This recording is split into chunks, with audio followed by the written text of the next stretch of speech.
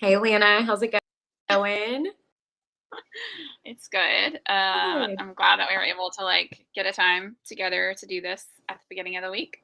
Um, Interviewing okay, me. so yes, interviewing for the Apollo crypto contest. So let me just give a brief little description the best way that I can for anybody watching.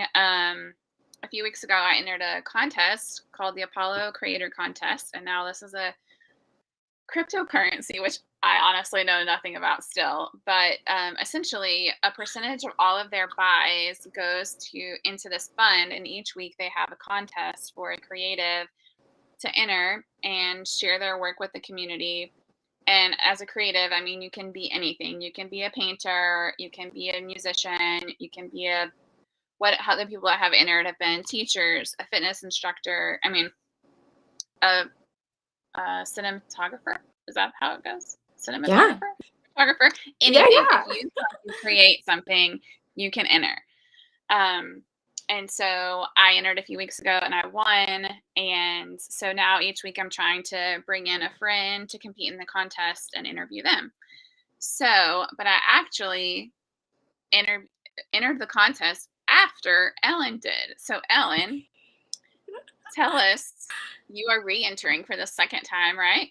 Yes, yes. Okay, so you're the one who got me to enter after you decided to enter once and then you stopped. So first, start off by telling us why you decided to re-enter and why did you take a few weeks off before you re-entered?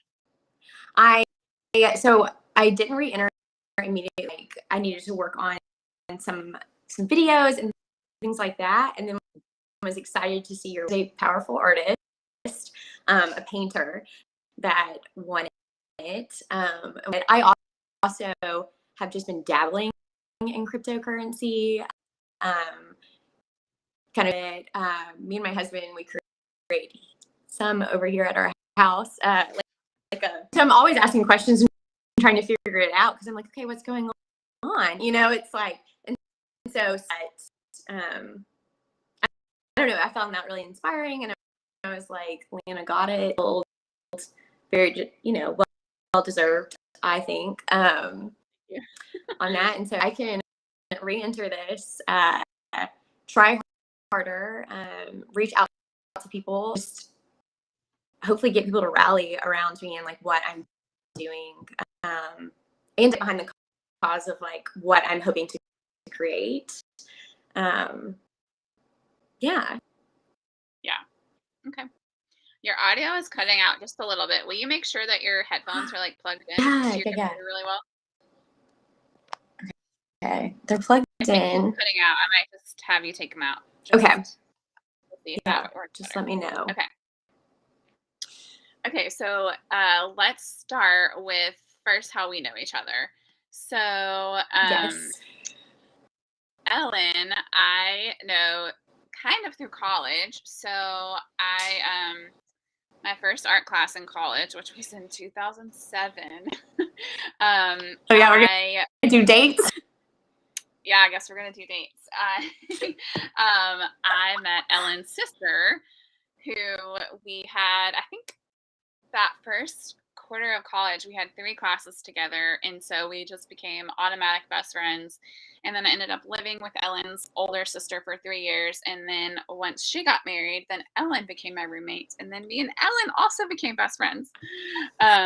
Cool. It's been fun. And it has been fun. But so me and you, although we both majored in art because of our age gap, and you switched majors at some point, right? Yes. So our art classes never overlapped. So I don't actually really, I mean, I know you as an artist, but I wasn't going through the process with you. So I'm excited to kind of learn how you decided to do all that as well. Okay, so Yeah. start with why you decided to do art in school. I guess, yeah, start there. I randomly took a drawing class during a winter semester. It was just, drawing of objects, just like your basic first drawing class, and had always wanted to learn to paint. And was a history major in my life now. So it's like, what was I even doing? But you're just, when you're a freshman.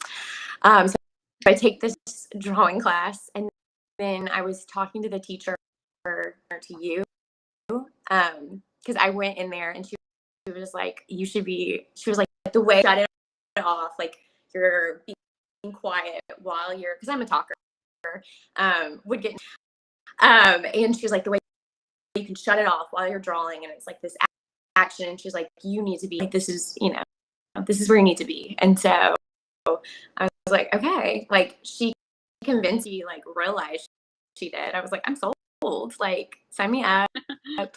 I want to be painting. I want to do Was it. this Ballard?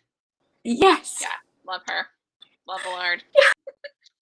An incredible, like, I think, to your root kind of teacher of, like, these are the basic kind of training, and just, like, an incredible artist herself. Yeah. So to switch very easily.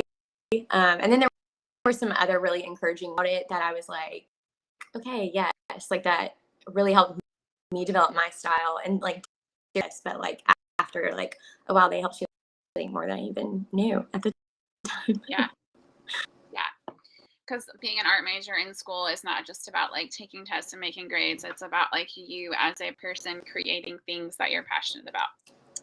It's very different than just, like, a normal major. Yeah, it's like projects all the time.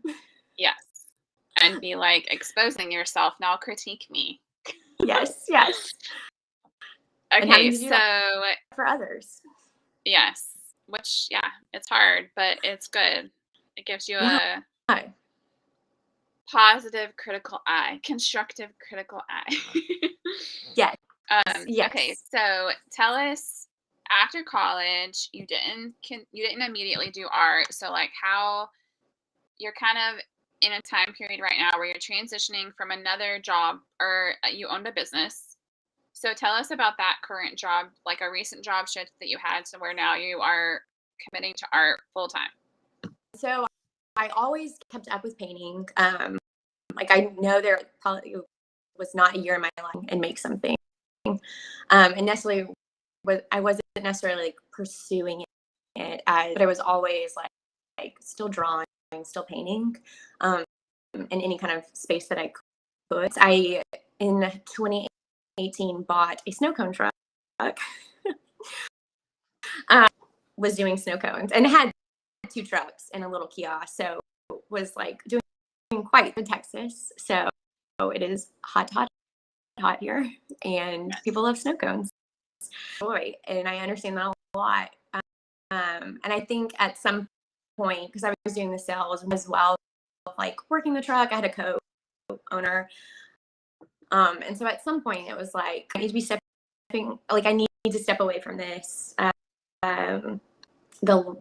The doing, I was like, okay, is this healthy for me? Which is hilarious, because they're like, it is a snow cone time, and so steps away. And, like, in the pandemic, I was working the snow cone truck, but I had so much more time at the beginning to work on art that I've really missed this part of myself a ton. And so in November of last year, and just really dug into painting and, like, doing, I'm trying to get back to the basics of just oil painting, but I'm also still working on, which is kind of something that I've done since college. So into that role, and definitely trying to pursue it as a career, which I think is very possible. We're kind of told that you probably can't be an artist as a career, but you definitely can. Which is, so in every moment that I get right now, I'm painting, and then I'm always thinking about it. Yeah. Yeah, it's definitely something with trying to do the business side. I feel like your experience owning the snow cone stand, it's like you've done the entrepreneur thing before, and obviously it's a totally different animal being an artist, but it's not like you're completely new at all the business aspects of things. You had to do marketing before, you had to work with customers, all that kind of stuff. So Right. I feel like that experience is going to benefit you as an artist in the future. Definitely. Okay, so tell us specifically about the art that you create, because videos and pictures show what your stuff is, but sometimes it's better to just hear like about your process. Where the ideas. I actually started doing what I currently do now, but I definitely think I've grown in it. And remember, I was on a road trip with you when we went out to Big Sur. Which one? I know, I'm like, which travel trip? Which one? Again, during the end of college, like maybe I was about to go into my senior year and hadn't really what my art was going to look like, and like was trying to find my personal set. And so we're on that trip, and I remembered like this laser printed piece of wood, and it had a very it was like a really cool style, but not what I was like, man, what if I like mix the texture and like with your texture of fabrics and color? I was like, there are these things with painting, something that I like love. I love color. I love the idea of like having a quality piece of wood that like God has created this wood grain, painting it, and I'm taking away and I'm deconstructing and like rebuilding on it to kind of do through my eyes. This is what I'm seeing.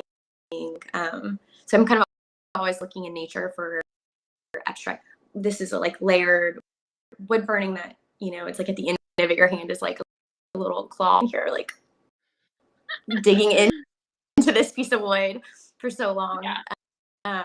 Hopefully people can see like the love of nature in my artwork and love of God. And I think my intent always is just to bring joy. And a lot of times now it's like when I've traveled and things like that. So yeah, I love that. I definitely agree that like mixing mediums together, it just adds a whole nother like depth to your work. And I personally miss that now that I've just been doing watercolor. But I know, I'm like, you need to get your fabrics. I'm like, I want to see a big piece. I know. One day. One day soon, hopefully. Yes. Okay, we have a comment from somebody says, who is your biggest artist influence? Like, do you have an artist that you look up to? Gosh, I feel like it is really, really hard because even in like a lot of famous artists, and I remember a professor was like, hey Ellen, like dig deeper, basically a book of these really talented artists that are awesome. So it's like, who are you looking on? A ton of Instagram artists. I think it's important to have references from, I think almost every artist would be like, yeah, I love Impressionism, Monet, Van Gogh, like they soul, like whether you're an artist or not. But then it's like, who's currently working, who's making art now. I don't have a name right now on like the tip of my tongue. But I like Instagram art and like comment. And I also buy a lot of Instagram art. So I'm like doing that as well for everyone out there. Yeah. Buy from creators. Yeah, I agree. Like a lot of times when it's your favorite artist, people think of like Picasso, Monet, and it's like there's so many more levels to inspiration, and the stuff that people are creating these days that we have easy access to through Instagram is really cool. Okay, what are some of the other questions? If you win, so first of all, if you win, name 3 things that you would like to do with the money, and I guess why do you want to win? Yeah, the contest, the Apollo Creator Contest. I would love to win. I feel like the Apollo Creator Contest is investing in makers, which I'm like, I want to be a part of that group that wins. And I like love the idea to my career. And it's like, I heard once that it's so important for artists to keep making art.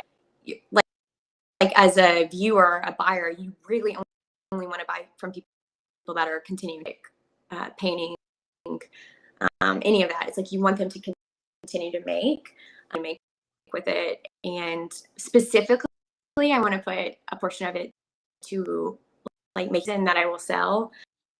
And I'm going to do like a little wood burning demonstration. I would like to work on some big pieces and buy some like new paints, because that all. Yeah. So this is a question that I had earlier, and I just remembered it. So because you're doing wood burning rather than like painting on a canvas, do you find that your supplies, like a lot of people don't understand how expensive art supplies are to get good quality supplies. Like one good paintbrush is like $30. Like a good I bought a tube of paintbrush. Paint. It goes so quick. Oh yeah. I have to buy like good. I learned my lesson. I bought like I've only used for like I would never sell them because they have 0 wood grain on them. Like, and it's ideal, obviously, to make your own, but to them, so like buying wood is expensive. Yeah. Kind of creating that, and I bought it like a couple of months ago, and the lady was like, "Oh, this can't be the price," and I was like, "No, it's the price. Like this is how much." So it's like the store didn't even believe me, and I'm like, no. Yeah, this is how much it is. Yeah, so I would imagine that like painting on wood, it's like you have to put so much into just like the baseline supplies. And I think wood would be more expensive than canvas, right? I believe that it is. And like, ordering it and all of those things, like creating it. So I believe that it is more expensive. And obviously I can't use canvas, which I love canvas art. Right. But, and it also at like value, it really does add wood with a prettier grain, because I'm like, our base is like a beautiful start. Right. Yes. You need a good start. Yes. For sure. Okay, so that's one thing that you would use the money for, is just like continuing to buy quality supplies because quality matters. Yes. So what's the second thing you would use the money for? For Christmas ornament making, Okay.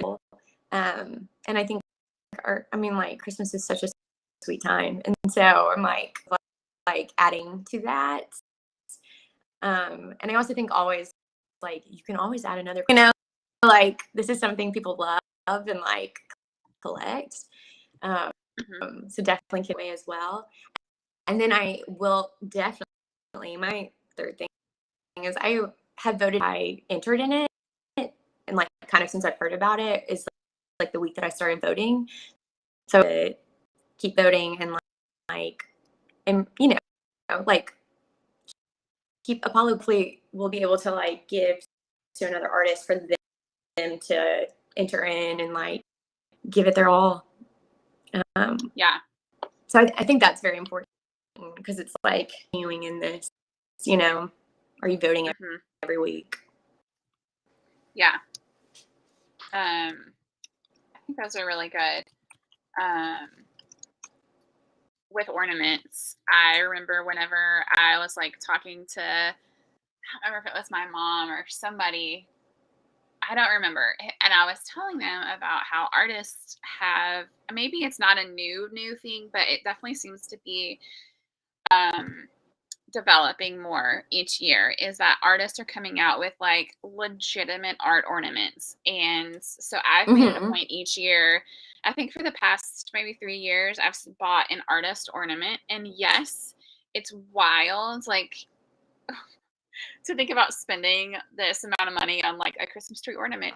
But it's so special every year whenever we unpack all of our ornaments. And I had these ornaments that these pieces of artwork that I totally forgot about, that we get to put on our Christmas tree. And I absolutely love it. So I think that's a great idea. And even though it's just July, like this is when you have to start buying and making those kinds of things. So I think it's good that you're having the forethought that like, if I got this money, this would be a perfect way to invest it. definitely. And that's so that you're ready exciting. for the holidays. Yeah. Yeah, because it's like it'll come before you're making something, and it's like very exciting that you continue to buy art from Instagram. I'm like, that's important, of like Yeah. you make and you also being a patron of the art Yeah. by purchasing their Yeah. Christmas ornaments that are limited edition. Right. And they're always going to be originals because you can't make a print of an ornament, which is like there's a time and a place for prints. I mean, I don't Yeah. have prints. Like we're totally, like we want to people to be able to have art, so we make prints, but an ornament is an original.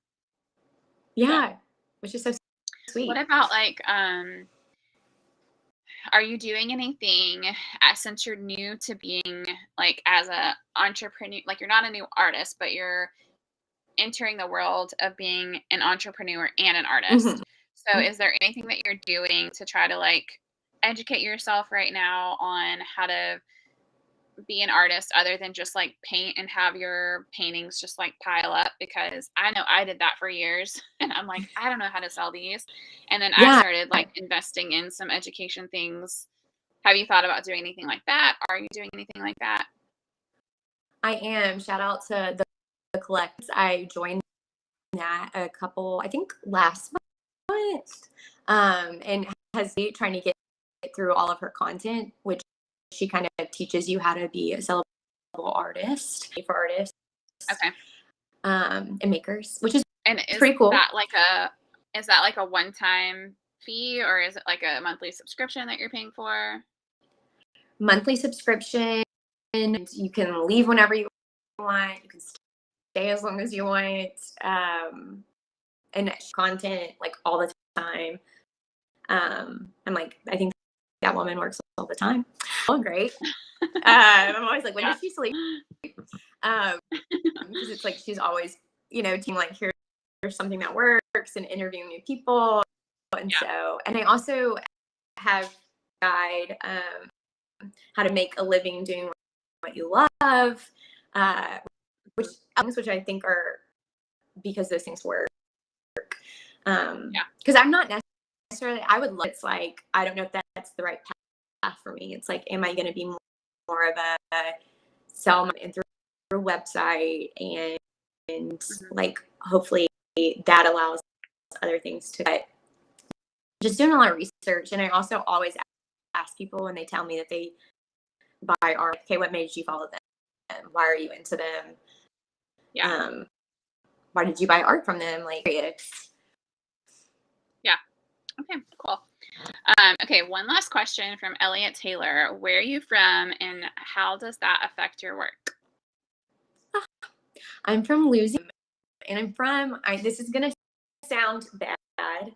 I'm from Shreveport, which I know, Shreveport, Louisiana, you drive through, you don't stay, you don't stick around. But I tell me this place is actually beautiful. And I was like, it is. It's lush. It's green. A lot of trash around. And so it's just kind of like those. I currently live in town, but I would say like growing up in kind of a more country area. I live on 6 acres, which isn't a ton of land, but like it's a little plot of land you really can't get in the Dallas Metroplex. It's just like we kind of had the free outdoors, and my parents have giant pine trees. So I think just growing up nature and greenness and lushness, and my mom has like a killer garden.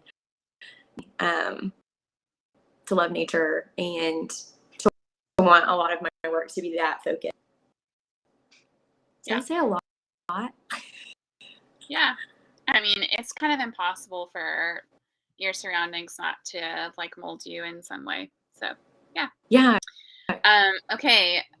Thanks for doing the interview. Give one last push for the Apollo audience to vote for you, and also tell us like if you have a website, Instagram, all that kind of social media stuff. Yeah, y'all should all vote for me. I'm very grateful for your vote. You voted for me. I love y'all. When people were posting and Telegram that they voted for me, I was like, oh my gosh, I've never met you and I love you so much. I know it feels like I this, am. like such a huge affirmation when you're like, somebody voted for me. No, I went, Yes. oh my gosh. Instagram, I'm doing a giveaway, and it's for everyone. So you don't have to have voted for me, but shot, and I'll put your name in twice. And then if I win, I'll just for Apollo people. I have someone confirmed with me voted for me, like names or whatever. And so if I win, so that's you could win 2 paintings from me, which adds some joy 2 in your original house. paintings? Oh Originals? yeah, 2 originals, not printed. Okay. And I have a website. It's efholmesartspace.com. So from my Instagram, Tell me again. I'm EF going to type it in the chat. EF. What's your website again? EF Holmes. efholmesartspace.com.